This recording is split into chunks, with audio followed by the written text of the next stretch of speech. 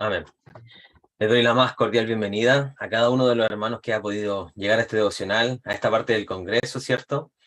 Estamos muy gozosos de poder vernos, aunque sea a través de las cámaras, ¿cierto? En este Congreso SG, que, que se echa de menos, ¿cierto? La presencialidad, pero gracias al Señor que nos permite estos medios para poder seguir transmitiendo el Congreso, ¿cierto?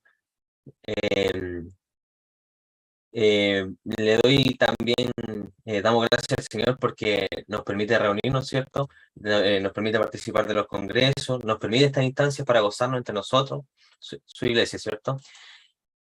Para dar comienzo a este devocional, le voy a dar paso a la oración de nuestro hermano Mauricio Hernández, de la Iglesia Metodista Independiente. Recording in progress. Buenas tardes, hermanos. Les invito ahora a nuestro Señor.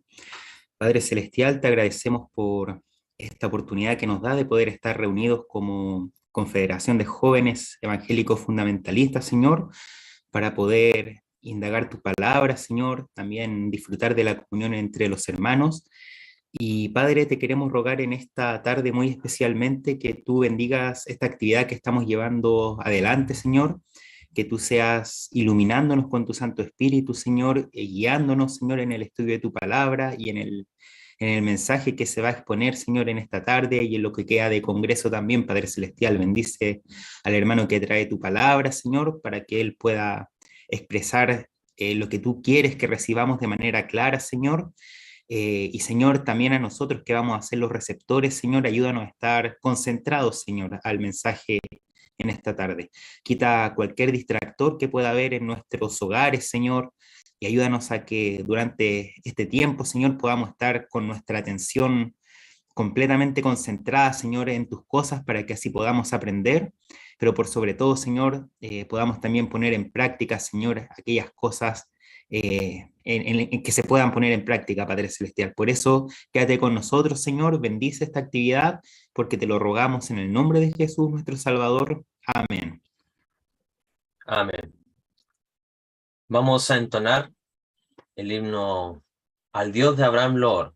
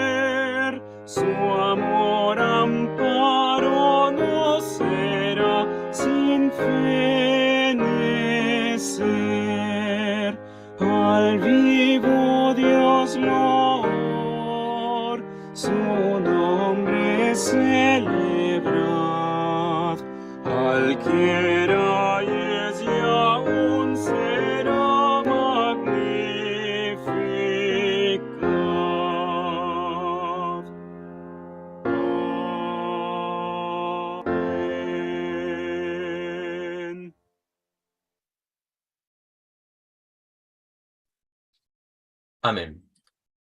Voy a dar paso a la lectura bíblica que la trae nuestro hermano Jeremías Paredes, de la Iglesia Metodista Independiente. Así dice la palabra del Señor, dando gracias al Padre que nos hizo aptos para participar de la suerte de los santos en luz, que nos ha librado de las potestades de las tinieblas y trasladado al reino de su amado Hijo, en el cual tenemos redención por su sangre, la remisión de pecados, el cual es la imagen del Dios invisible, el primogénito de toda criatura, porque por él fueron criadas todas las cosas que están en los cielos y que están en la tierra, visibles e invisibles, sean tronos, sean dominios, sean principados, sean potestades, todo fue criado por él y para él. Y él es antes de todas las cosas, y por él todas las cosas subsisten. Y él es la cabeza del cuerpo, que es la iglesia, y el que es el principio, el primogénito de los muertos, para que en todo tenga el primado, por cuanto agradó al Padre que en él habitase toda plenitud. Amén. Que el Señor añada bendición a su santa palabra. Vamos a pasar al periodo de estadística actual del Congreso. Y en el reporte estadístico tenemos que el día de ayer hubo una participación de 193 hermanos. El día de hoy, en la asistencia de este día sábado, 23 de julio, en la mañana tuvimos una asistencia o un pic de 108 hermanos conectados, ¿cierto? A través de las plataformas que estamos transmitiendo, ¿cierto? Gracias a los hermanos de Radio Castillo Fuerte, también por el Facebook de SG. Damos gracias al Señor porque permite que muchos hermanos se conecten y puedan escuchar los temas que son de sumo interés para el Hijo de Dios. Roguemos al Señor para que más hermanos se conecten, que más jóvenes se sientan motivados a participar y que nosotros mismos seamos canal de difusión para los amigos, para los hermanos de nuestra iglesia, para que puedan ser parte de estos temas que propone la CGEP, ¿cierto? Damos gracias al Señor por la asistencia y porque nos permite gozarnos en estas actividades. A continuación, vamos a escuchar la alabanza del Corazón de Siervo de la Iglesia Metodista Independiente. Y posterior a ella también hay otra alabanza de la Iglesia Metodista Independiente.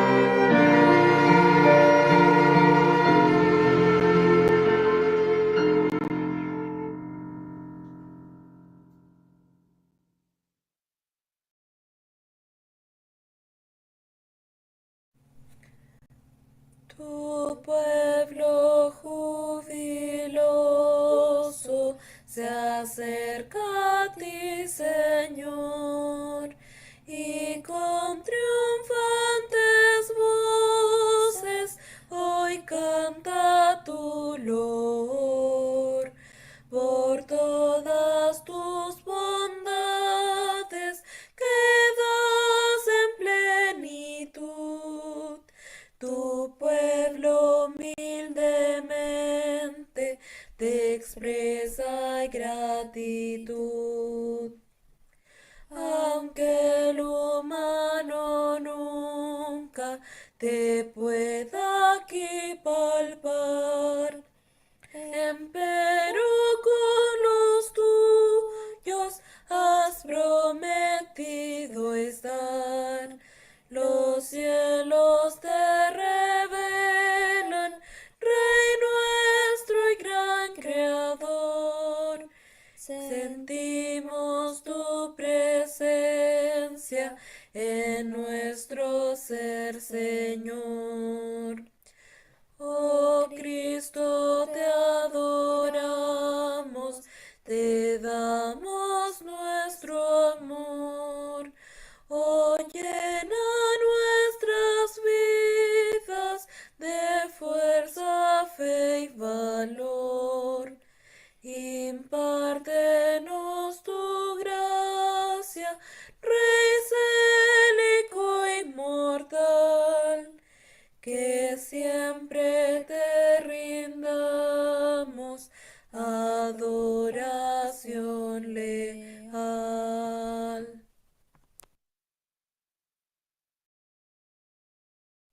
Amén. Damos gracias, Señor, por estas alabanzas, por este periodo de alabanzas. Y a continuación voy a dar paso al pastor Cristian Ceballos, que trae el tema, el número 3, que es firmes en nuestra posición bíblica frente a las acechanzas de la evolución. Así que, sin más que decir, dejamos a nuestro pastor Cristian Ceballos. Muchas gracias, hermano. Primero que todo quisiera extender un cordial saludo a los pastores que veo conectados también. A muchos de ellos los conozco, en particular veo acá en mi pantalla, no sé si hay algunos otros más, pero al pastor Sergio González, al pastor Elías Valenzuela, les saludo muy cordialmente, así que el Señor les bendiga también, y como digo, si hay algún otro ministro de Cristo también cabe dentro de este saludo, y el deseo de bendiciones de nuestro Padre Celestial también para sus familias, para sus ministerios también. Bueno, hasta este minuto ya nos hemos gozado en el Señor, el día de ayer con nuestro hermano Pablo, que nos estuvo exhortando también respecto de la palabra del Señor, y hoy día en la mañana con el pastor Patricio Muñoz, que sin duda alguna que toda esta enseñanza nos va a ir fortaleciendo en lo que compete también a nuestro fundamento, en lo que es la obra del Señor. Sabemos todos bien que el Evangelio no es algo que contenga elementos de fábula o de alguna leyenda o de algún elemento irracional, sino que de acuerdo a lo que ya hemos aprendido, sin duda alguna contiene un fundamento lógico que se sustenta sin duda alguna, no tan solo en la palabra, primordialmente en la palabra, pero también en los hechos, en la historia y también en la ciencia. Así que damos gracias al Señor porque sin duda alguna esto nos reafirma que estamos en el camino correcto. Ahora bien, respecto de lo que yo tengo que hablar, sin duda alguna que también es importante, pero de alguna manera quisiera señalar que es un complemento a lo que ya han señalado los que me han antecedido. En particular, el nombre de este tema es firmes en nuestra posición bíblica frente a las acechanzas de la evolución. Ya hemos hablado algo de la evolución, pero ahora tenemos que nosotros también ver cómo nosotros vamos a permanecer firmes en nuestra posición. Sin duda alguna que en los tiempos que estamos viviendo estamos recibiendo de alguna manera los embates del enemigo desde todos los frentes, pero sabemos que la Biblia es clara en señalar que las puertas del infierno no van a prevalecer contra la iglesia de Cristo. Por lo tanto, estamos seguros que vamos a estar siempre firmes porque Él es quien está con nosotros. Bien, vamos a también compartir alguna presentación que tiene que ver básicamente para que nos vaya guiando en lo que vamos a ir conversando también con la ayuda del Señor. Bien. Ahí está. Entonces vamos a buscar en nuestras Biblias, en Primera de Pedro, capítulo 3, versículo 15. Nosotros sabemos ya lo que este versículo nos dice. Dice así en el nombre del Señor. Voy a arreglar un poquito aquí mi pantalla para poder ver todo lo que allí aparece. Bien, dice así en el nombre del Señor. Sino santificad al Señor Dios en vuestros corazones y está siempre aparejado para responder con mansedumbre y reverencia a cada uno que os demande razón de la esperanza que hay en vosotros. Que el Señor los bendiga. Oremos. Padre Celestial, ante tu presencia, Señor, venimos en esta hora, en el nombre de Jesucristo, nuestro Señor y Salvador, para implorarte que todo lo que podamos decir en esta hora esté respaldado por la presencia de tu Espíritu Santo. Que lo que hemos de exponer también, Señor, esté fundamentado en las Escrituras y sobre todas las cosas que haga bien a nuestras vidas, sobre todo en los tiempos, Señor, como ya lo decíamos, en que estamos siendo combatidos por las acechanzas del diablo, que a través, Señor, de las ideologías, que a través, Señor, de las teorías, de alguna forma u otra tratan de desacreditar el Evangelio de nuestro Señor Jesucristo. Pero sabemos, Señor, y no tememos, porque conocemos las artimañas del enemigo. Sabemos, Señor, que la victoria está garantizada, pero mientras peregrinamos en este mundo, lo que nos queda es ser fieles y, Señor, ir por todo el mundo predicando este Evangelio. Permite, Señor, que lo podamos hacer con confianza, que lo podamos hacer con convicción, que lo podamos hacer con valentía. En el nombre de Cristo te rogamos estas bendiciones. Amén y amén. Bien, que el Señor les bendiga. Entonces, en realidad, partiremos con una introducción y de alguna manera quisiera yo comenzar diciendo que nosotros como creyentes proclamamos que lo que la Biblia nos enseña es que en el principio crió Dios. Sin embargo, en realidad muchos científicos nos dicen en el principio era el hidrógeno. Esta soberbia declaración en realidad reta la creatividad de la obra de Dios. Lamentablemente a muchos de nuestros estudiantes de escuelas públicas y privadas se les enseña de esta manera, como ya nos acaban de enseñar quienes me antecedieron. En la primera frase del libro Cosmos de Carl Sagan, él declaró confiadamente y con letras mayúsculas que el cosmos es todo lo que hay, hubo y habrá.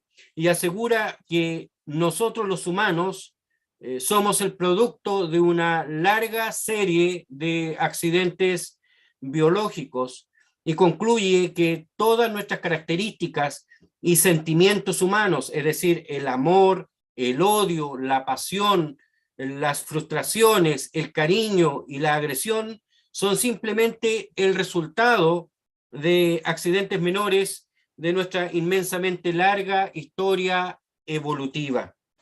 Sagan creía que el hombre no es el deseo de los dioses, sino al contrario, decía él, que los dioses son el deseo del hombre. La evolución es un Dios celoso que ni busca ni acepta la intervención divina bajo ningún aspecto. Julian Huxley, un biólogo británico, uno de los promotores más conocidos de la evolución, declaró que la evolución es la única realidad, un simple proceso de autotransformación. Desde este punto de vista, no puede haber nada superior o fuera de la evolución, y por tanto el origen de la religión es en sí misma meramente un accidente mínimo en la reciente historia evolutiva del universo. Lamentablemente, muchas de estas hipótesis han invadido el plano de lo religioso.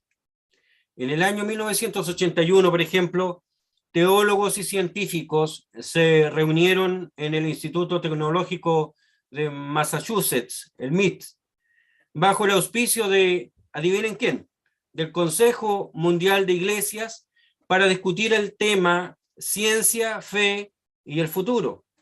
La premisa general de esta conferencia fue que la ciencia moderna nos requiere desarrollar una religión totalmente nueva para el futuro.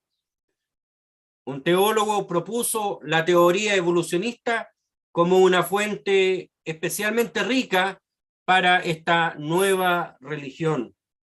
Alguien más propuso la ecoteología como un acercamiento a una religión que empiece con la premisa que el universo es Dios.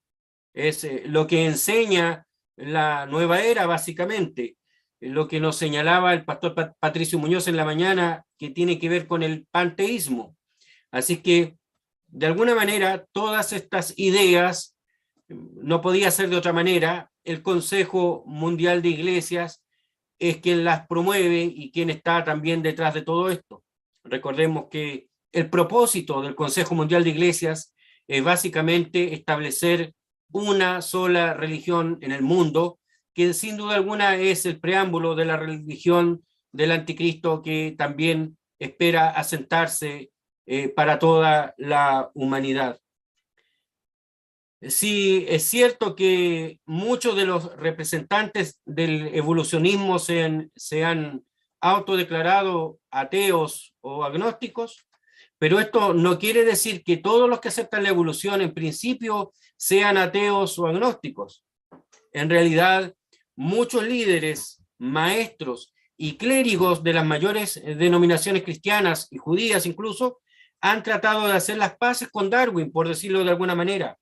Estos teólogos generalmente argumentan que la Biblia nos dice quién fue el creador, mientras que la ciencia, sobre todo la evolucionista, nos dice cómo en realidad fue creada.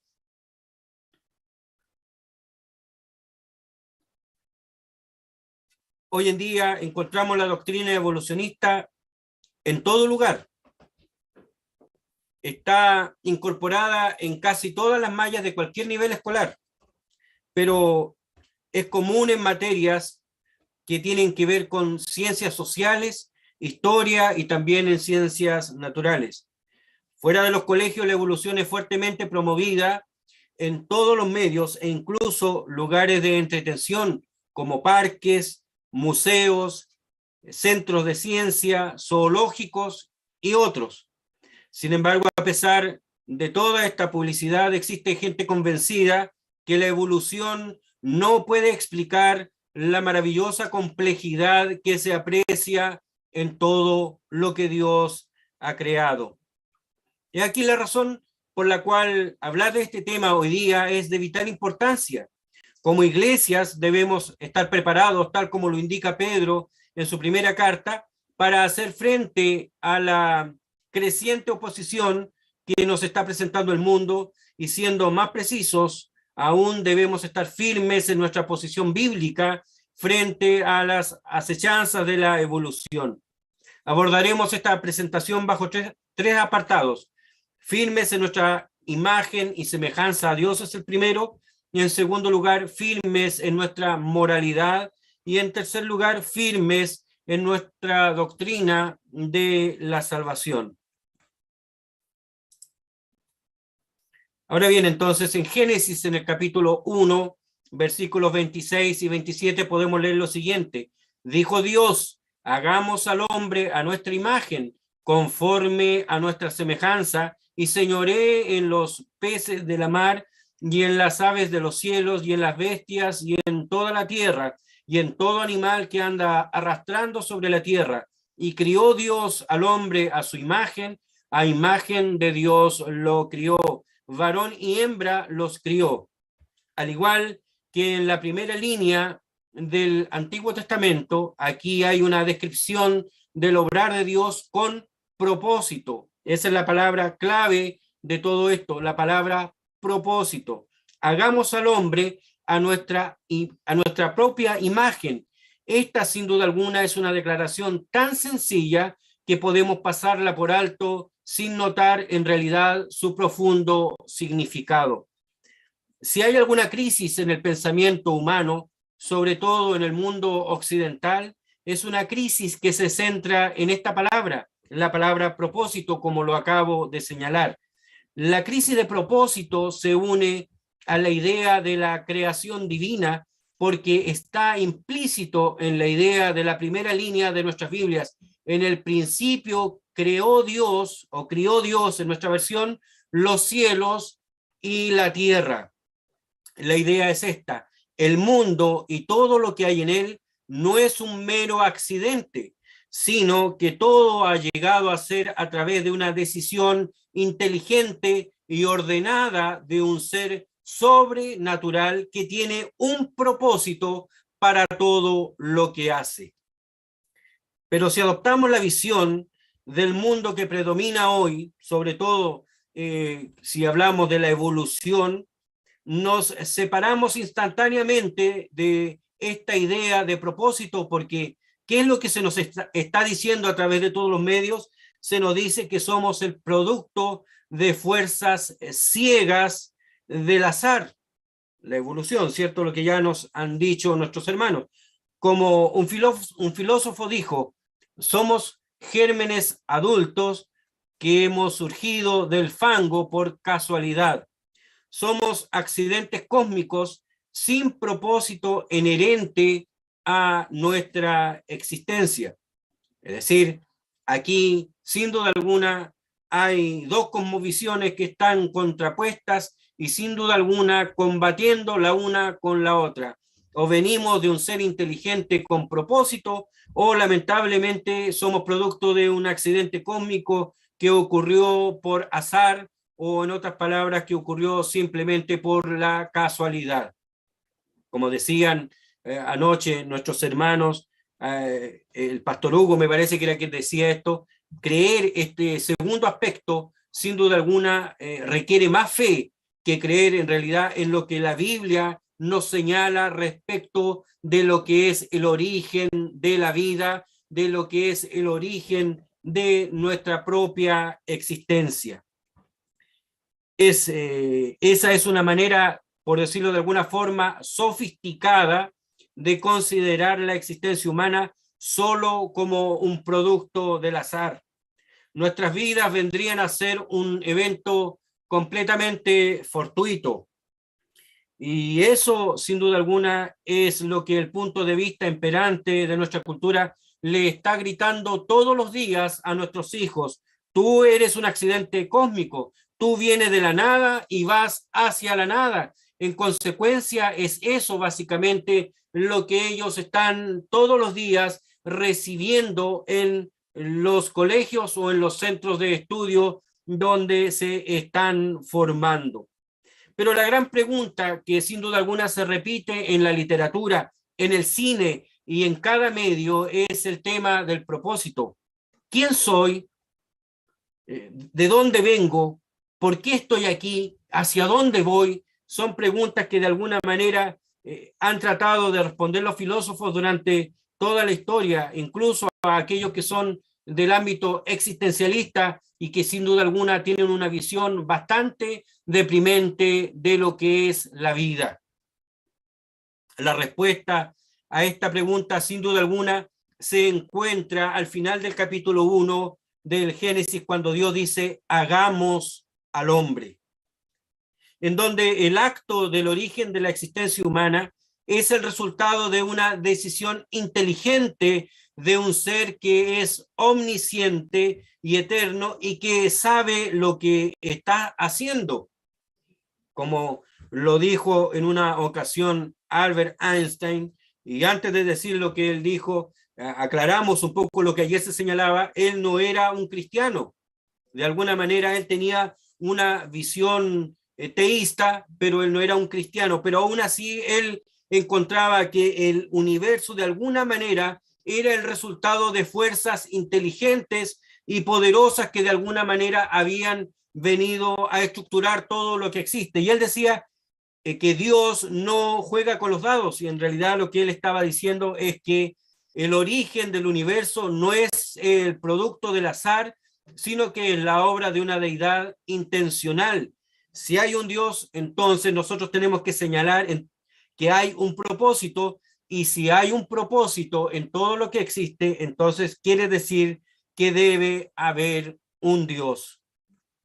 El lenguaje que se utiliza aquí en Génesis en realidad es un poco difícil de comprender, porque se nos dice que hemos sido creados a imagen y semejanza de Dios.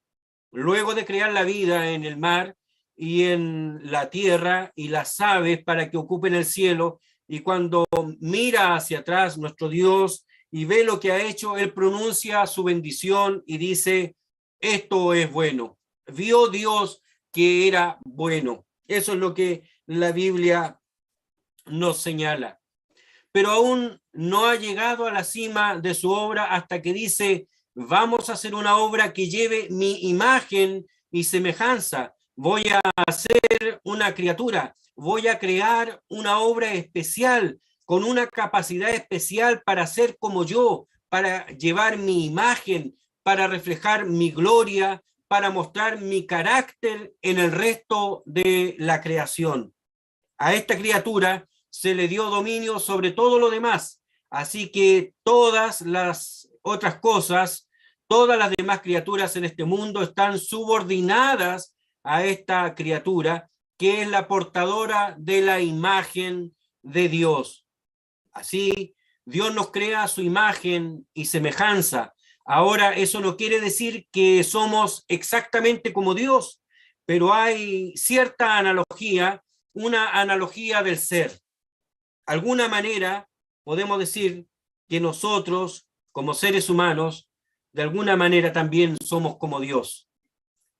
Los filósofos y los teólogos han especulado en realidad durante siglos sobre qué implica esta idea de la imagen de Dios, y en general lo que se asume, que al menos parte de lo que significa ser a imagen de Dios, es que Dios es un ser inteligente, Él es omnisciente, Él piensa, Él está apercibido, Él es consciente. Ser hecho a imagen de Dios significa ser capaz de ser parte de este increíble fenómeno que llamamos pensar, reflexionar, decidir, aprender, conocer y razonar. No podemos pensar como Dios piensa, eso es obvio, como si tuviéramos nosotros omnisciencia o que seamos infinitos en nuestra perspectiva. Pero tenemos un punto de similitud, un punto de semejanza. No solo eso, sino que al ser creados a su imagen, también somos criaturas morales. Y sin duda alguna eso lo vamos a ver en el siguiente punto. Así, cuando Dios nos hace, Él no solo nos hace seres inteligentes, seres pensantes, seres racionales, sino que Él nos da una voluntad. Él nos da emociones para que podamos tomar decisiones y participar de acciones que son de tipo moral. Cuando Dios crea y hace criaturas a su imagen, las hace personas. Nosotros somos personas y entendemos, aunque no seamos capaces de articular filosóficamente lo que implica la personalidad y lo que esto involucra con precisión, sabemos lo que significa cuando escuchamos una palabra, es decir, tenemos entendimiento, sabemos sabemos que somos personas y todo lo que implica también el concepto de personalidad. Sin duda alguna que existe una diferencia abismal entre lo que es ser una persona y ser un animal. Pero la personalidad que Dios inicia u ordena en la creación no es unidimensional, no es unisexual, no es andrógina. Él crea hombres y mujeres, así que incluso dentro de la esfera humana de la creación, Dios crea un escenario para que se establezca una relación que sea magnífica ahora entre un hombre y una mujer. Y Él capacita y dota a estas personas con una habilidad única para que reflejemos nada más y nada menos que la misma gloria de su nombre. Entonces, de alguna manera podemos nosotros entender que la evolución rebaja la dignidad humana, porque para los evolucionistas nosotros no somos más que animales. Sin embargo, la palabra del Señor nos da un estatus porque sin duda alguna existe un propósito, y el propósito general o el propósito esencial o primordial que nos mueve en nuestra vida básicamente es que nosotros reflejemos la gloria de Dios. Por esa razón es que tenemos que mantenernos firmes respecto de esta gran verdad, que nosotros llevamos en nuestro ser la imagen de nuestro Dios. De otra manera, creer en la evolución, sin duda alguna, que nos está denigrando en nuestro carácter y por ende está denigrando el carácter de nuestro Dios. Firmes también en nuestra moralidad, como el segundo punto. El prominente primatólogo llamado Frans de Waal, del Centro de Primates Yerkes, ha compartido sobre la base de sus observaciones en primates su respuesta a la pregunta: ¿de dónde viene la moralidad? Su libro El bonobo y el ateo, que es el que se está viendo allí en la imagen, que en realidad al español se tradujo como El bonobo y los 10 mandamientos, afirma que la moralidad evolucionó como los humanos evolucionaron. Él sostiene además que los seres humanos finalmente inventaron la religión para codificar un modelo para el comportamiento moral.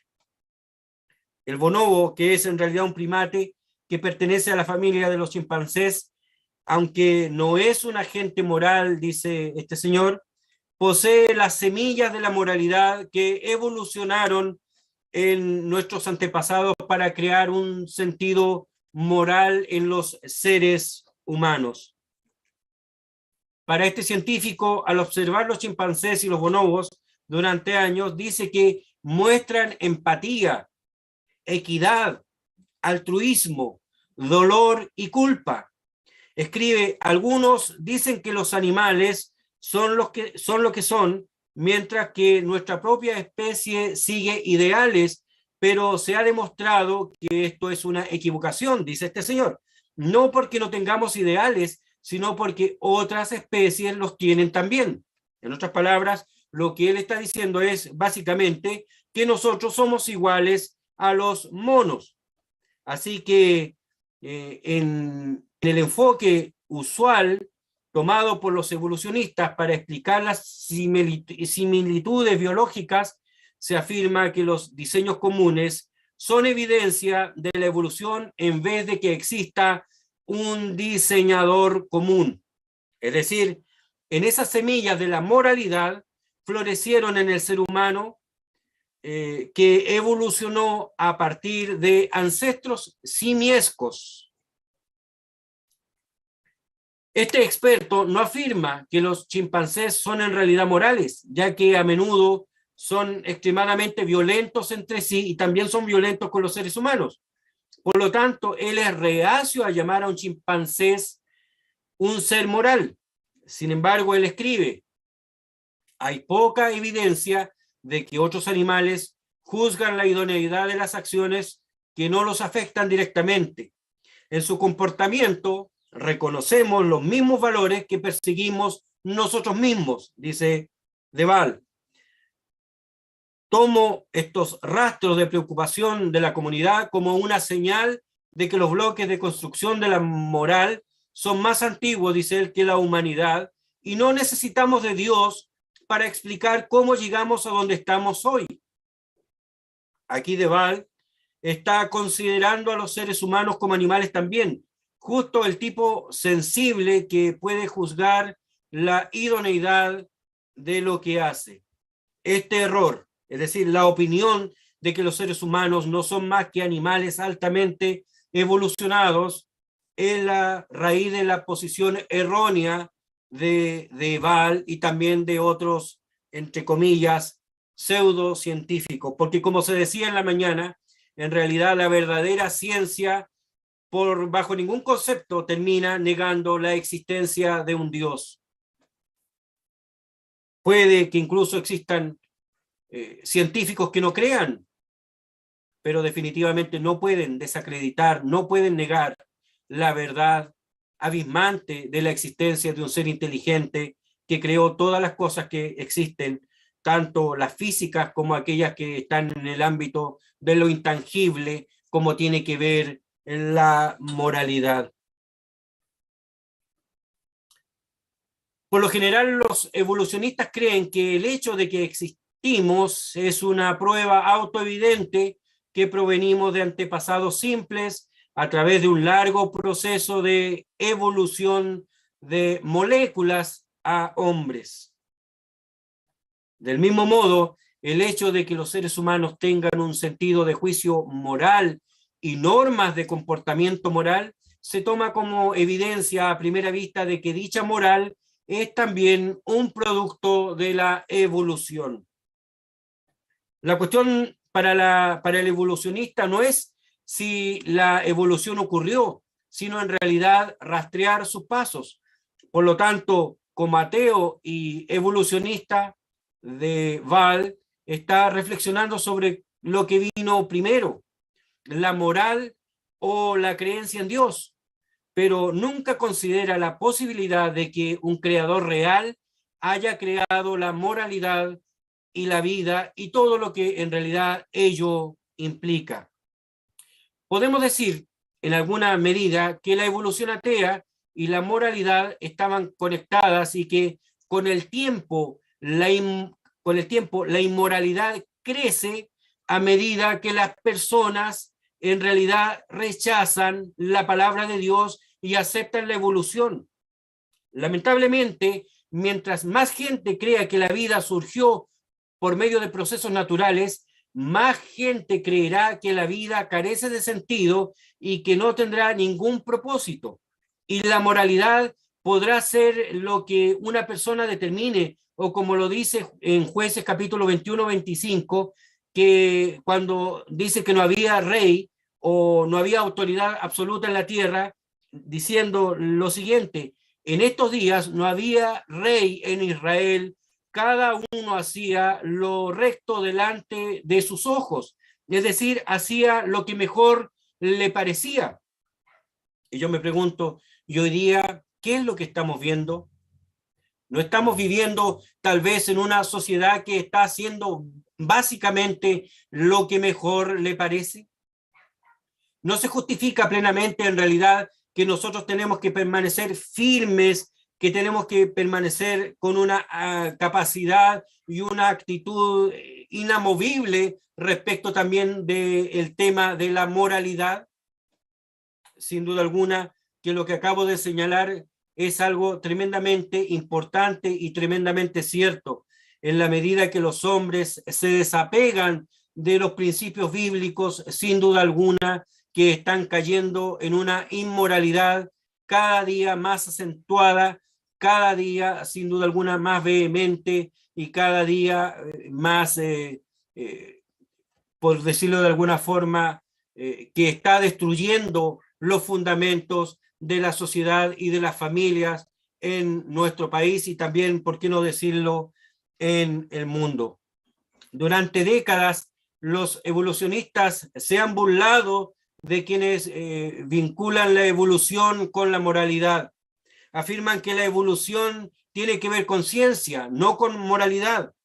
Pero prestemos atención al hecho de que a medida que generaciones han sido adoctrinadas a creer en la evolución naturalista, la moralidad cristiana sin duda alguna ha disminuido, lo que acabamos de señalar. Armados con una supuesta ciencia, los partidarios del secularismo se han vuelto más audaces para oponerse a la moralidad cristiana. Si bien no argumentamos que la evolución directamente causa inmoralidad, las personas pueden usar el pensamiento darwinista para justificar su comportamiento. ¿Por qué? Porque finalmente ellos dicen, bueno, si somos animales, ¿qué más se podría esperar de animales? En nuestro mundo occidental estamos viendo a más y más personas que afirman que la evolución es ciencia y la están utilizando para promover una cosmovisión completamente anticristiana. Más que nunca los activistas seculares se oponen con vehemencia a la moralidad cristiana, como por ejemplo el matrimonio entre un hombre y una mujer, y también a considerar el aborto como asesinato. Esos son principios que nosotros como iglesia, como creyentes, sin duda alguna que siempre defendemos, pero evidentemente que toda esta postura molesta a todos aquellos que de alguna manera quieren liberarse o alcanzar un cierto grado de libertinaje. Hoy vemos un incremento de comportamiento muy amoral e inmoral creciendo a través de la cultura, especialmente entre la generación del milenio. A pesar del avance científico y tecnológico, la moralidad va en sentido contrario. Basta entender lo que un amplio espectro político persigue con la promoción de leyes que apuntan a la libertad, por decirlo de alguna forma, de los individuos. Y tenemos que reconocer que estamos viviendo tal como el profeta Isaías reprendió al pueblo de Judá. Hay de lo que a lo malo dicen bueno y a lo bueno malo, y que hacen de la luz tinieblas y de las tinieblas luz, en Isaías capítulo 5, versículo 20. Charles Darwin creía que los humanos no son especiales como dice la Biblia, es decir, hechos a la imagen de Dios, sino que son simplemente animales. Como resultado declaró que la moralidad es el resultado de la evolución, formando al hombre para convertirse en una especie altamente social a través del proceso de selección natural. En El origen del hombre, Darwin escribió: sin embargo, la diferencia entre la mente del hombre y la de los animales superiores, por grande que sea, ciertamente es de grado y no de tipo. Lo que quiere decir que de alguna manera la diferencia está relacionada no con un tipo diferente, sino con la cantidad, por decirlo de alguna manera, de moral que nosotros podamos tener o en nuestra mente, o la capacidad de nuestra mente. Es un tema de capacidad y no de tipo.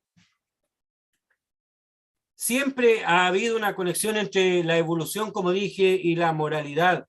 En el año 1937, Aldous Huxley, hermano de Julian, a quien nombré en la introducción, hizo esta declaración en su libro El fin y los medios. Voy a leer lo que él señalaba. Para mí, como sin duda para la mayoría de mis contemporáneos, la filosofía del sinsentido fue esencialmente un instrumento de liberación. La liberación que deseábamos era simultáneamente la liberación de un cierto sistema político y económico y la liberación de un cierto sistema de moralidad. Nos opusimos a la moralidad porque interfiere con nuestra libertad sexual. Nos opusimos al sistema político y económico porque era injusto. Los partidarios de estos sistemas afirmaban que de alguna manera ellos encarnaban el significado, un significado cristiano, decían, del mundo. Había un método admirablemente simple de refutar a estas personas y al mismo tiempo de justificarnos en nuestra rebelión política y erótica. Podríamos negar que el mundo tuviera algún significado en absoluto. Eso era lo que decía este señor escritor de apellido Huxley. Y ahora bien, ¿no le parece familiar esta afirmación? ¿No le parece familiar con lo que es la discusión del momento en nuestra sociedad? Sin duda alguna que esta idea, la idea antigua, sin duda alguna es lo que el diablo ha estado sembrando en las conciencias y en la mente de las personas. Por eso que el apóstol Pablo señalaba, él escribiendo a los Corintios, que nosotros antes de conocer la verdad servíamos al príncipe de la potestad del aire, el cual dice también que tenía cauterizada la conciencia y de alguna manera nos tenía atrapados en nuestros pensamientos. Sin duda alguna que esto también nos lleva a pensar de que la lucha que hoy día estamos enfrentando contra las huestes del maligno se están desarrollando al nivel de la mente. Tenemos que cuidar nuestra mente, por eso que el apóstol Pablo escribía a los filipenses: todo lo honesto, todo lo justo, todo lo puro, si hay virtud alguna, si alguna alabanza, decía él, y otras cosas más, en esto, ¿qué cosa? En esto pensad. Sin duda alguna que el diablo quiere atrapar nuestra mente, y es esto precisamente lo que hoy día estamos enfrentando también con esta ideología, con esta forma, por decirlo, marxista o progresista, que un sector de la política nos está intentando también promover. Así es que por esa razón es importante que entendamos que nuestros principios morales, sin duda alguna, vienen de nuestro Creador. Con frecuencia hemos dicho que esta lucha de cosmovisión es, en definitiva, una que comenzó en el huerto del Edén hace más de 6.000 años. Es una batalla entre la palabra de Dios y la palabra del hombre.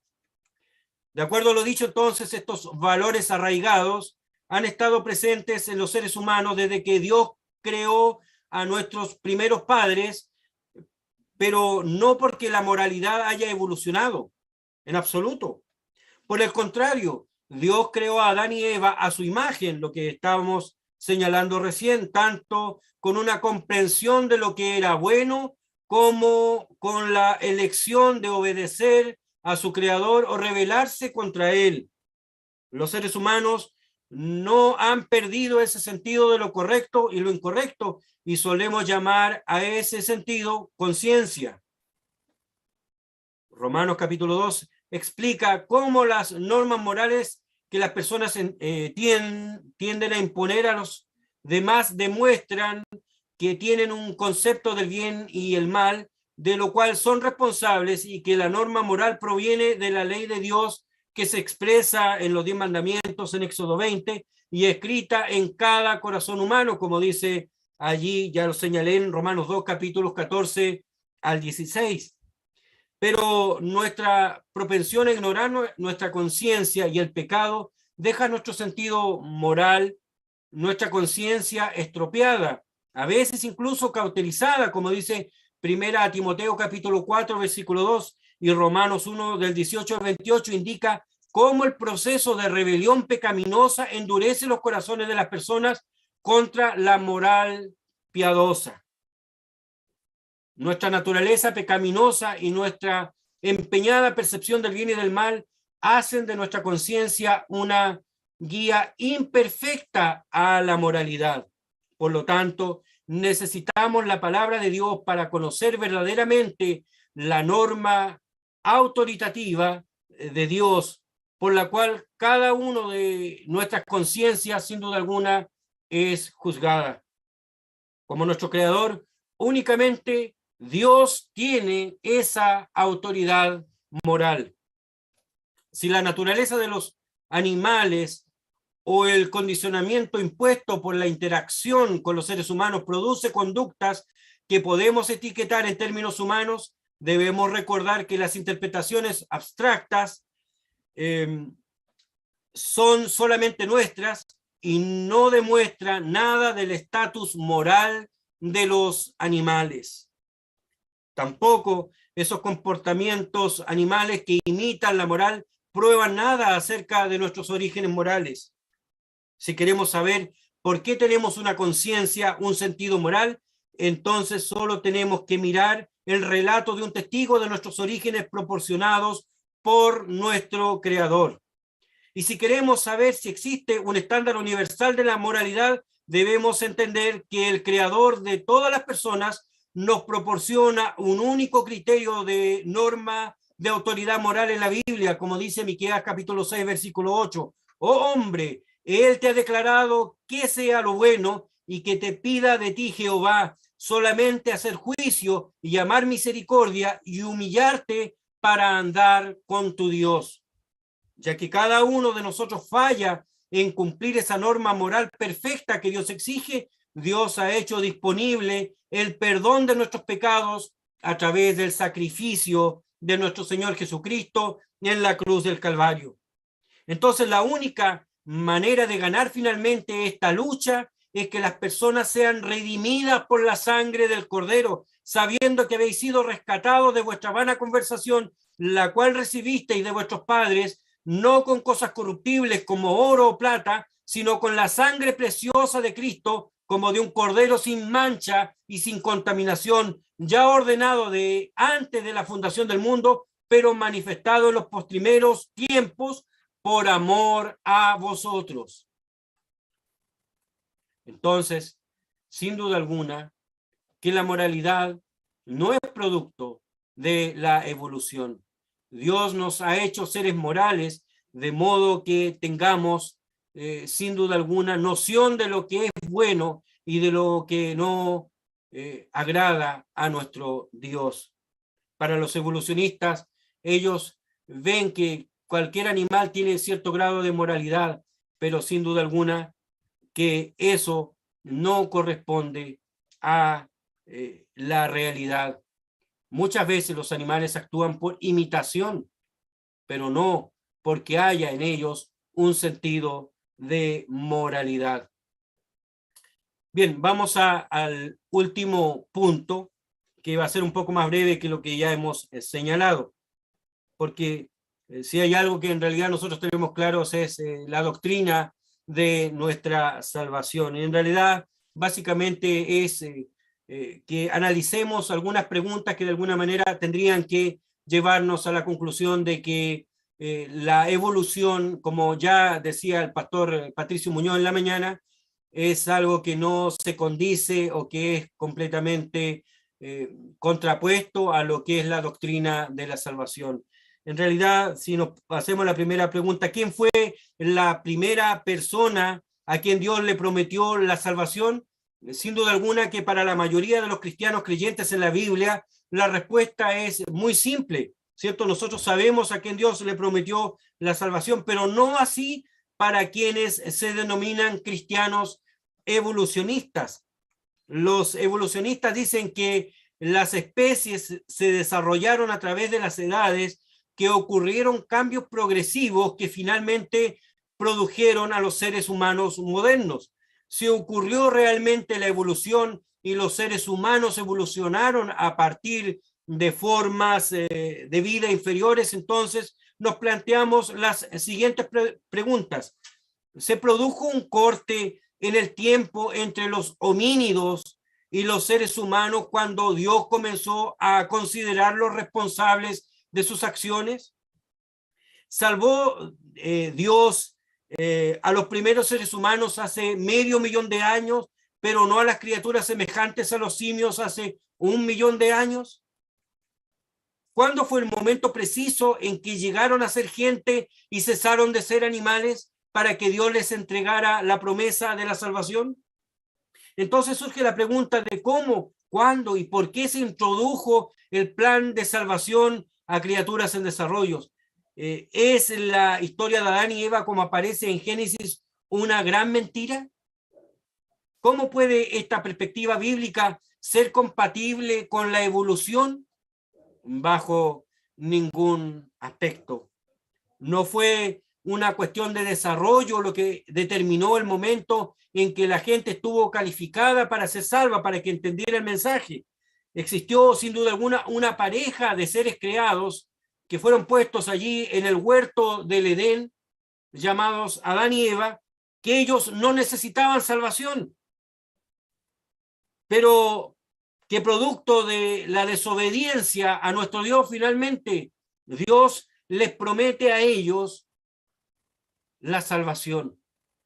Desde entonces la salvación ha dependido y sin duda alguna depende de recibir a Cristo como nuestro Salvador personal, como dice en Juan capítulo 1, versículo 12. Más a todos los que le recibieron, dice, les dio potestad de ser llamados hijos de Dios a los que creen en su nombre.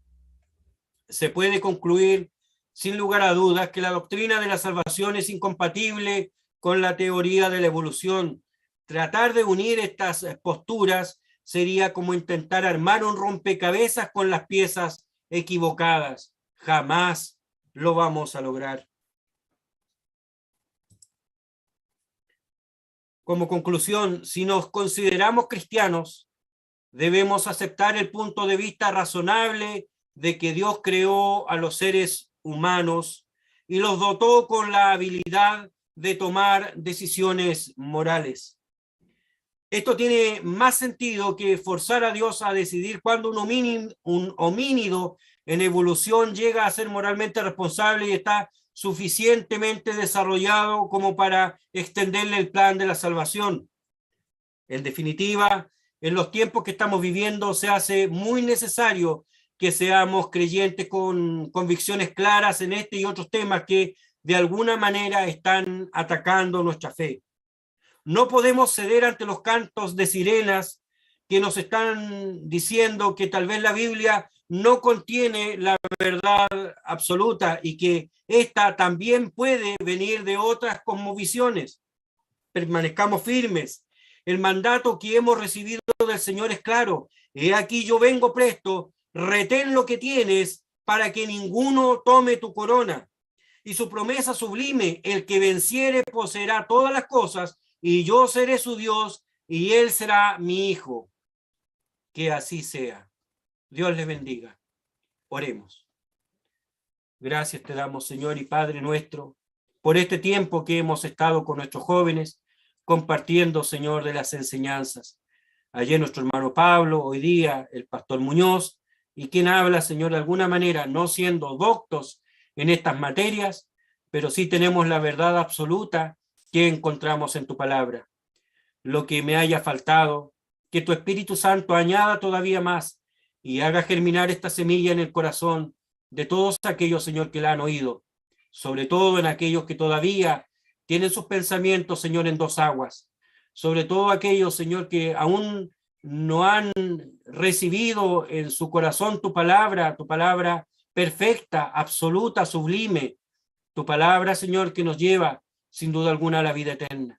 Glorifícate, Señor, en cada joven, y no tan solo en aquellos, Señor, que están conectados, sino en aquellos de nuestras iglesias que también están sufriendo, Señor, los embates del enemigo.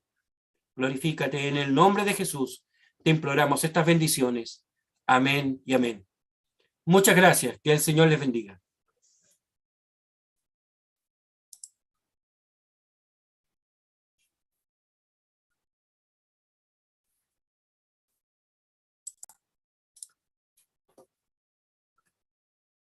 Voy a ver cómo me desconecto acá.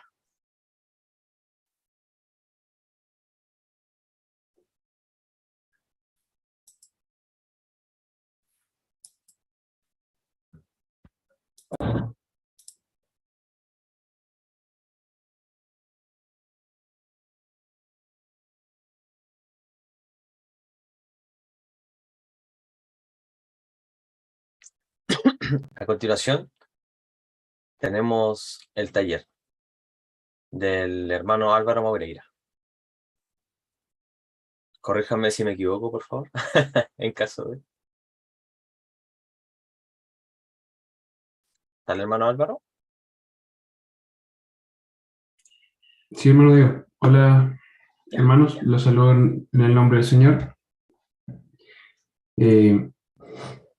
Habemos conectado 62 personas, por lo menos.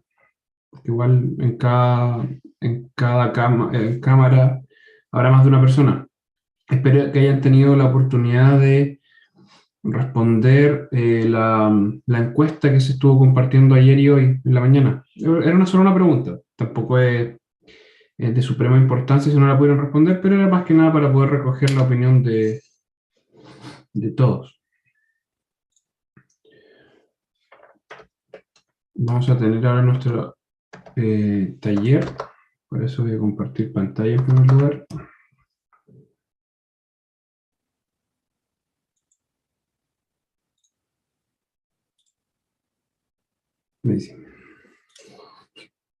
Ya, para poder tener este taller, sí, les voy a pedir a, a todos, la verdad, saber si pueden participar del taller activamente. Lo que pasa es que vamos a ocupar, Dios mediante, salas. Más adelante en el taller voy a enviar a todos los presentes a distintas salas para que ahí puedan conversar y puedan llevar a cabo el taller, pero grupos más pequeños. Entonces mi idea no es que se generen grupos donde estén todos activos y otro donde, como no están con cámara, coincida que nadie va a hablar porque justo no hay nadie, porque lo dejaron conectado, pero en realidad nadie va a participar. Entonces,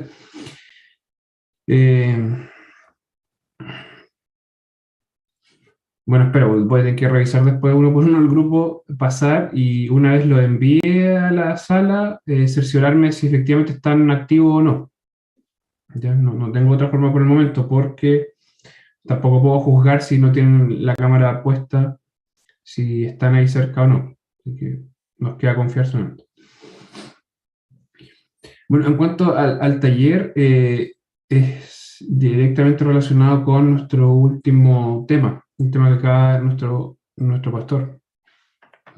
Pero antes de llegar allá, quiero partir de una base, o sea, irme más lejos del tema como tal, firme nuestra posición bíblica contra la teoría de las chances de la evolución, sino que irnos básicamente a nuestra condición de jóvenes. ¿Sabían ustedes que según diversos estudios, que obviamente no están directamente aplicados sobre la realidad de nuestras iglesias? Este no es un estudio directo que se haya aplicado sobre nuestras iglesias aliancista, metodista, presbiteriana de Chile, pero igual tiene cierta representatividad, entonces nos sirve para tener una idea. Estos diversos estudios nos dicen que entre el 70 y el 75% de los jóvenes que crecen en la iglesia, o sea, que iban desde pequeños o llevan varios años, el 70 y 75% de ellos, al llegar al momento de salir del colegio, o sea, al terminar la educación media, abandonan la iglesia. Podríamos decir, según esto, bueno, podemos juzgar qué tan representativo es, finalmente, bueno, en mi iglesia no es tan así, es más o es menos, pero hablemos en términos generales. Por cada 4 niños o adolescentes que llegan a los 18 años, de cada 4, 3 abandonan la iglesia. Muchísimo. Muchísimo. Y la pregunta que obviamente nos hacemos, y es la que rondaba en la encuesta que compartimos ayer y hoy día en la mañana con ustedes, es ¿por qué? ¿Por qué sucede esto? Es un número, es un porcentaje que no podemos obviar. Lamentablemente 3 de cada 4 es tanto que es necesario y urgente hacer frente, que yo sé que las iglesias lo han hecho, pero como jóvenes fundamentalistas debemos hacer. Si se fijan ustedes, tenemos una de las oportunidades más sencillas de poder asistir al congreso que hemos tenido nunca, que es simplemente ingresar a un link. Literalmente los que están con cámara apagada podrían estar en cualquier parte. Podrían ir en la micro, podrían estar caminando en el mall, y aún así estar conectados. Nadie tuvo que juntar interesados para poder arrendar un bus y tener que, durante la madrugada, viajar varias horas para llegar al congreso. Nadie tuvo que hacer eso, simplemente ingresaron a un link. Y con todo eso hay 56 personas conectadas. Y estamos hablando de toda la iglesia presbiteriana fundamentalista, toda la iglesia aliancista fundamentalista y toda la metodista independiente fundamentalista. Con todo eso, la oportunidad que teníamos de oro de reunirnos de una manera tan fácil conectándonos a un link, solamente tenemos 56. ¿A qué quiero llegar con esto? Que igual la representatividad de este estudio, 3 de cada 4, no es tan lejano a la realidad. Entonces tenemos que cuestionarnos urgentemente por qué. Y a raíz de la encuesta que compartimos, las respuestas variaban. Muchos confundieron los síntomas con las causas. En cuanto a los síntomas que me enviaron, la pregunta era, ¿por qué? ¿Por qué 3 de cada 4 abandonan al salir del colegio? O al pasar 1 o 2 años, en este lapso entre que salen de cuarto medio y hacen algo, ya sea trabajar o estudiar, es 1 o 2 años después de salir de cuarto medio.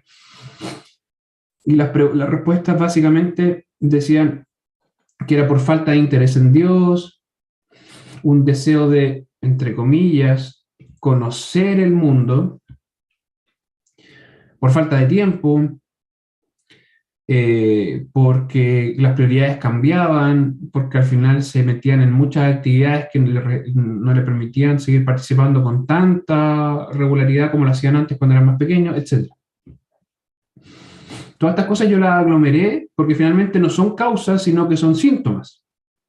Ya son cosas que se revelan, no son las causas reales. O sea, un joven no abandona la iglesia, donde quizás es un atrevimiento muy grande juzgar y decir abandonó a Dios. Eso ya es mucho más personal, requiere un juicio mucho más fino. Pero por lo menos visiblemente abandona la iglesia visible. Por falta de tiempo. Uno dice, no es falta de tiempo. Es una persona que realmente ama al Señor con todo su tiempo. Entonces el tiempo no le va a faltar para el Señor. El tiempo le va a faltar para otras cosas, pero nunca para el Señor. Entonces son síntomas. No podemos decir que estas son causas. Pero igual muchas de las respuestas que ustedes mismos enviaron sobre por qué razón 3 de cada 4 jóvenes abandonan la iglesia al cumplir los 18, enviaron causas. Y dentro de esas causas podríamos señalar las siguientes. En primer lugar, un mal entendimiento del Evangelio. Muchas respuestas iban relacionadas a esto. Haber entendido mal el Evangelio, haber creído en un falso evangelio, haber tenido una concepción de Jesús no bíblica, creer en Dios a su manera, etc. O sea, las respuestas rondaban a la idea de una persona que nunca fue salva. O sea, un evangelio que nunca, como la parábola del sembrador, nunca se arraigó bien en la tierra. ¿Ya? La segunda es una falta de base bíblica sólida en la iglesia. Después vamos a conversar de las consecuencias de esto al salir de cuarto medio y al ingresar a la universidad o a estudios superiores. Y la tercera es respuestas relacionadas, ¿no? Como no era una encuesta con opciones, al final uno tiene que aglomerar por conceptos, porque las respuestas se parecían un poquito, pero había que juntarlas. Es por falta de instrucción bíblica en el hogar. Ya sea porque son jóvenes o niños que iban solo a la iglesia sin nadie, sin una familia cristiana, o familias cristianas que desatendieron la responsabilidad de instruir a sus hijos. Estas son las causas que, sin hacer un estudio minucioso en la realidad de nuestras 3 iglesias, nuestras 3 denominaciones, son lo que ustedes respondieron. Lo que ustedes respondieron de lo que ustedes podían ver.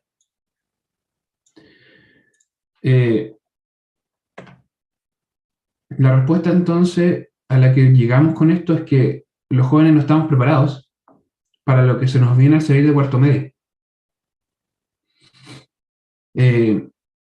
Podemos conversar largamente sobre lo compleja que está la educación ahora, el tema del derecho preferente de los padres para poder elegir la educación, es decir, esta línea peligrosa que está después de cuarto medio, al parecer está retrocediendo cada vez más, donde al final como jóvenes ni siquiera estamos preparados para la educación pública, no estamos preparados para la educación laica o humanista. Pero actualmente la gran línea divisoria está en cuarto medio, donde al final, de una u otra manera, el cristianismo falso o el cristianismo livianito logra escudarse o esconderse hasta cuarto medio. Pero generalmente, por regla general, al salir de cuarto medio se caen las caretas, se caen estas apariencias y se hace mucho más difícil sostener un cristianismo que nunca tuvo buena base. Entonces, en estricto rigor, los niños y adolescentes que crecemos en la iglesia no estamos preparados para lo que se nos viene después de cuarto medio. ¿Por qué? Porque hay un ecosistema amplísimo de estudios serios. Después vamos a hacer la comparación con la iglesia, pero en el mundo la educación es seria, la educación es profesional. Hay una serie de conocimientos, ramas del conocimiento humano, ciencias que están al servicio del humanismo, no de la iglesia. Entonces encontramos institutos, encontramos universidades, encontramos un ministerio, encontramos el Estado mismo que respalda esto a través de todas las ramas del conocimiento humano y de profesionales que se dedican a eso. Entonces, ¿cuál es el servicio que prestan estas tres entidades que juntas construyen la educación? A entregarnos el conocimiento humano, que parte desde su concepción, quitando la gloria al Dios verdadero, sino que adorando antes a las criaturas antes que al Creador. Bueno, esto nosotros lo sabemos como cristianos. Para ellos esto no es así, sino que ellos entregan educación laica, educación humanista, lo más objetiva posible, así lo ven ellos. Pero en su afán de entregar esta educación objetiva, lo que hacen finalmente es arrastrarnos, es tener un afán de arrastrarnos fuera del cristianismo. De todo esa poquita semilla que pudo haber quedado, arrancarla.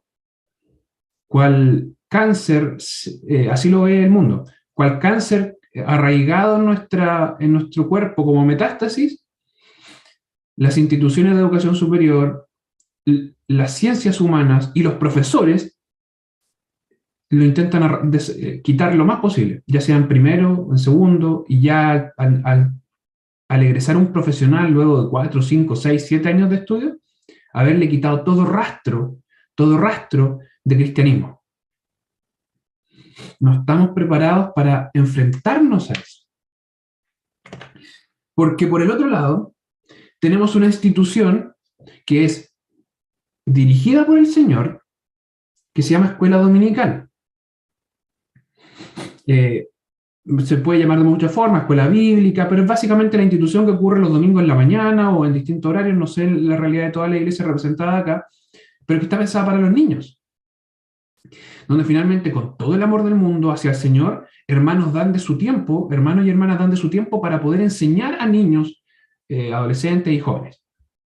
La institución que por lo menos los presbiterianos le llamamos escuela dominical. Esta representa la institución de mayor asistencia dentro de la iglesia. Pero finalmente está pensado para niños. Podríamos decir en palabras del apóstol Pablo y el mismo apóstol Pedro, que esto es leche. Es una institución encargada de dar los fundamentos, de dar la necesaria nutrición para comenzar la carrera cristiana. Pero resulta que una segunda institución, que finalmente es la más importante, que es el culto de adoración a nuestro Señor, la asistencia es bajísima. Los jóvenes, ni hablar, una asistencia bajísima. Entonces, por eso puse aquí sermones, poco. Entonces, a diferencia de la universidad, a diferencia de los estudios superiores humanistas afuera de la iglesia, nosotros nos nutrimos con la escuela dominical, porque cuando ya alcanzamos un poquito de vianda firme, la nutrición es poquita. Es poquita. Y estamos hablando de 3-4 horas a la semana, que es el domingo, el día del Señor, consagrado por Él como un mandamiento, para reposar en Él, para guardarlo a Él. Pero son 3-4 horas a la semana.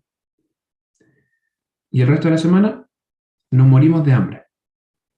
Nos desnutrimos.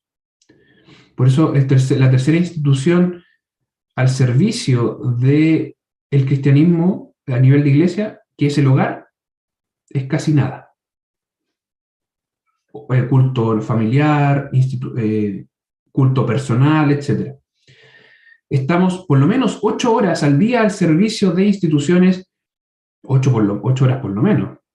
En mi época universitaria, por lo menos, yo estaba de repente 12 horas en la universidad.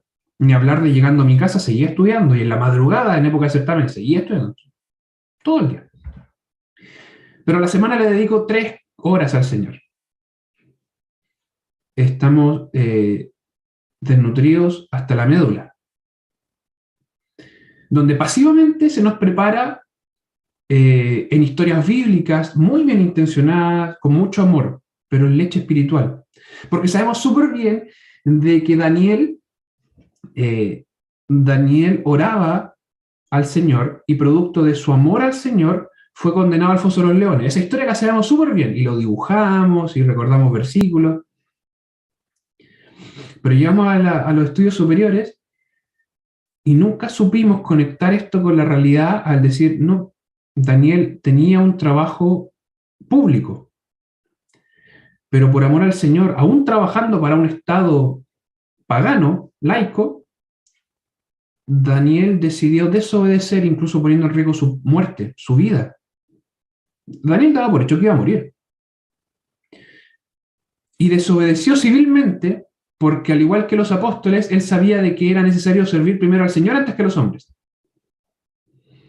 Entonces nosotros salimos de cuarto medio con la idea de un Daniel que oraba y que fue al foso de los leones. Eso nos quedó, esa historia. Pero nunca logramos conectarlo con la realidad espiritual de la obediencia al Señor antes que los hombres en todo ámbito, incluso poniendo en riesgo nuestra vida. Pero llegamos a la universidad y ellos sí profesionalmente saben cómo sistematizar el conocimiento. En la universidad no vamos a dibujar, no vamos a memorizar versículos simplemente, sino que vamos a sistematizar con libros y libros y asignaturas de humanismo tras humanismo tras humanismo. Y para eso, solamente dibujando la historia de Noé, dibujando la historia de Moisés, no estamos preparados para combatir contra eso. Y generación tras generación los jóvenes van cayendo y van cayendo, van cayendo. Porque tenemos un desorden en nuestra aproximación. Y aquí me acerco ya un poquito a lo que es el tema de hoy. Combaten en el mundo día a día 2 aproximaciones distintas. El conocimiento humano, el humanismo. Cualquier ciencia humana que no da la gloria de vida a su creador. Por eso digo despectivamente el humanismo. Es decir, cualquier fase y ámbito del conocimiento humano que no da la gloria de vida al creador. Ese es el humanismo. Lo que rige nuestro sistema educativo totalmente. Bueno, nuestro sistema educativo, nuestro sistema laboral, nuestro sistema de salud, etcétera, etcétera. Toda la vida de un sistema laico se rige a esto, poniendo el centro a la creación antes que el creador. Y por otro lado, está la Biblia, está Cristo, la gloria de Dios. Jehová, nuestro Dios, Jehová uno es. Y la amaremos con todo nuestro corazón, nuestra alma, nuestras fuerzas. Estas 2 combaten. Y en la mente del joven, así combaten. El fundamentalismo, hermano, nació para combatir el error de estas, ¿a cuál vamos primero? Porque la iglesia, el joven cuando llega a la universidad, cuando llega a un estudio superior, o cuando va a trabajar, a lo que voy es cuando ya sale de este ecosistema protegido de colegio más bien infantil, sino que ya sale al mundo difícil, donde ya el cristianismo no puede seguir una vida paralela, sino que o eres cristiano o eres mundano, ya no existe esto de adorar a 2 dioses al mismo tiempo. Nosotros compatibilizamos y decimos, ya voy desde el conocimiento humano a la Biblia. Me aproximo así, parto desde el conocimiento humano y desde ahí voy a la Biblia. Hermanos, así nació el fundamentalismo cristiano como lo conocemos nosotros. Porque muchos cristianos quisieron hacer esto, decir, la Biblia la voy a entender partiendo desde la ciencia, partiendo desde el humanismo. Y a través de los métodos científicos que yo tenga, voy a juzgar si la Biblia es o no verdadera. Los jóvenes se van de la iglesia porque esta aproximación la hacemos así. Cada uno en su área sabe mucho, pero de Biblia sabemos muy poquito. Y ya no hablo de Biblia dígame los 66 libros de la Biblia, dígame el nombre de los 12 apóstoles, dígame cuántas fueron las plagas. No me refiero a esa Biblia. Porque las historias bíblicas también las puede estudiar un inconverso.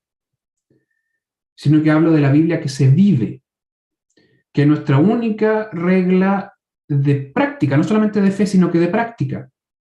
Un joven es funcionario de la salud, cristianamente en primer lugar, luego funcionario de la salud.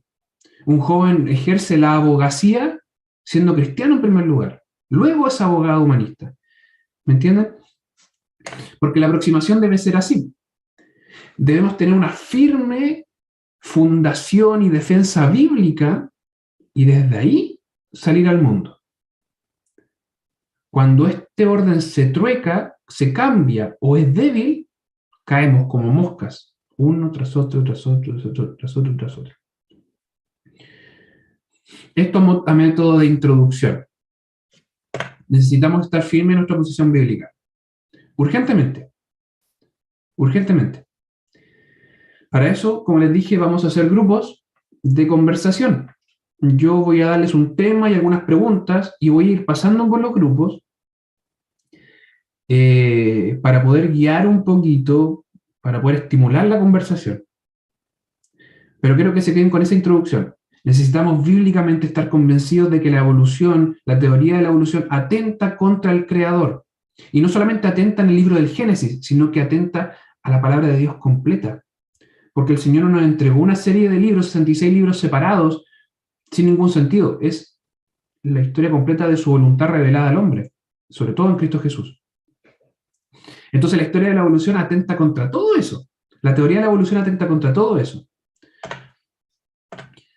Vamos a hablar, yo ahí les voy a, al hacer los grupos les voy a decir, como les digo, los voy a guiar en qué tema, con algunos versículos y algunas preguntas para estimular la conversación, pero vamos a hablar sobre el papel de Adán y el papel de Cristo. Vamos a hablar sobre los tiempos de la creación. Vamos a hablar sobre la imagen de Dios en el hombre. También vamos a hablar sobre el poder creador de Dios, su omnipotencia, su soberanía y su providencia. Y finalmente también vamos a hablar sobre la literalidad del libro del Génesis. ¿Ya? En estos 5 puntos nos vamos a repartir. Partiendo de esta base, la palabra del Señor nos fue entregada con un sentido, y con ella es que combatimos las acechanzas del diablo. Si estamos débiles en esto, no importa qué tan buenos profesionales seamos, Satanás, como león rugiente, nos va a despedazar y nos va a probar. Y ojo con que nuestra vida sea como la hojarasca, que sea consumida por el fuego. Recuerden que solo va a sobrevivir el fuego lo que está en el fundamento, que es Cristo Jesús. Entonces nuestra base debe ser bíblica. Dicho eso, ahora sí dejo de compartir, los dejo de aburrir y vamos a hacer los grupos. 50 personas y te voy a hacer las salas.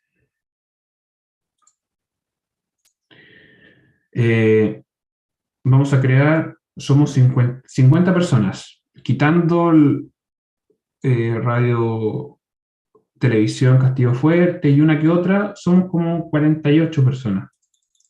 48 cámaras, por lo menos. Vamos a crear 5 salas, tal cual. Y vamos a asignarlas automáticamente. Yo espero que de las 50 personas, 51 personas conectadas ahora, todas puedan participar y no llegar yo después en un grupo y darme cuenta que hay 10 cámaras cerradas y nadie habla porque son 10 personas que dejaron el celular ahí y están tomando 11 o van manejando. ¿Ya? Así que yo una vez apretado aquí crear, ustedes van a salir de acá y solitos, ustedes no hagan nada, solitos van a ser adjudicados a una sala de reuniones. Ahí aprovechen de saludarse. Si no van a activar la cámara, por lo menos, hermano, activen el micrófono, se los pido encarecidamente. Y ahí yo voy a ir pasando grupo por grupo diciéndoles cuál va a ser su tema. Son las 5:05. Vamos a tener 25 a media hora para poder conversar y al terminar vamos a volver todos juntos para dar una conclusión final. ¿Ya? Y ahí nos vamos a volver a ver. Ahí voy a ir creándolo y van a ir apareciendo en la sala de reunión.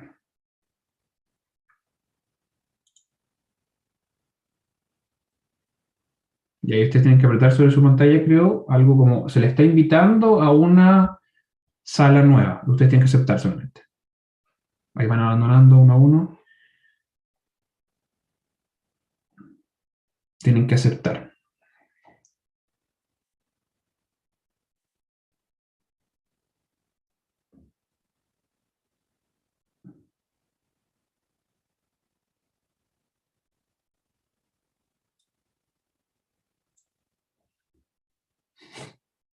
Todavía tengo 19 personas acá en la sala que o no están cerca del computador, pero necesito que vayan a las salas, porque si quedan acá no van a participar. Yo asumo que estaban lejos del computador.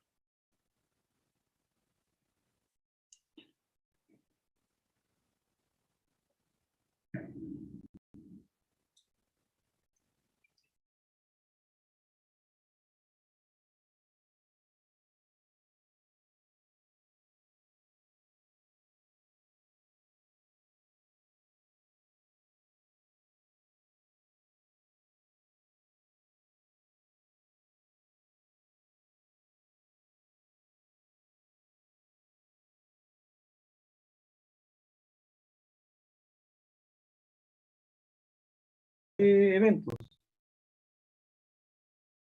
Cuando tenemos las actividades y así se para el tiro grupo de niños.